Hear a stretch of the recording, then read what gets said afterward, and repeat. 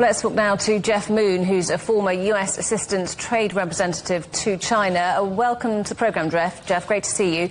So I wonder what you make of this deal. Do you think it does what both sides want? Well, the U.S. and the EU have the world's largest bilateral trade and investment relationship. So this deal is very significant, and it's positive in the sense that it provides certainty in a very uncertain environment. The ability to predict tariffs enables companies to move forward with confidence. The logistics sector, which has been frozen, can also move ahead. Consumers can budget for their needs. However, this is really only the beginning or the end of the beginning of Trump's tariff negotiations. As your correspondents have been saying, many of these deals are very broadly worded, they're undocumented, they need to be finalized and then implemented. So there are many open questions, especially with regard to non-tariff barriers, that have been disputed for many decades, and a lot more work needs to be done. So as you say, many open questions about some of the detail here, but in essence the EU agreeing to buy more US energy and arms, while also taking a hit on higher tariffs on some metals and some cars. Perhaps not surprising that not all EU leaders have welcomed this. France's leader calling it a dark day for Europe. Well, I think you need to look at this deal in a broader context.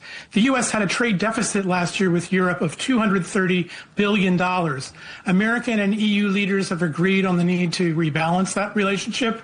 So the deal's fair to the extent that this agreement balances trade and reduces the deficit, but I understand the reservations that some European leaders have.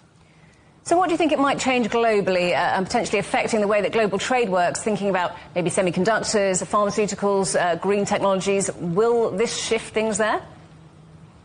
Well, with regard to those specific sectors, the impact is not clear because many of those products are subject to Section 232 investigations here in the United States. Those investigations are separate from these tariff negotiations, and they have yet to be concluded.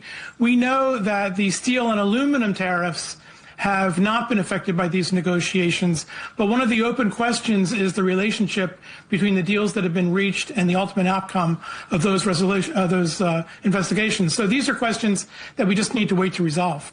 So as you say, just the beginning perhaps, but does this look like a genuine de-escalation of those trade tensions or more of a strategic realignment? Oh, I think it's a genuine de-escalation.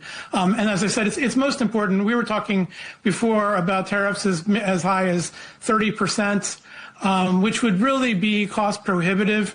I don't think anyone in Europe wants to absorb the 15% tariffs, but this is something that businesses are saying they can probably find a way to manage. Jeff, great to talk to you. Thank you so much for coming on the programme. That's Jeff Moon, former US Assistant Trade Representative to China.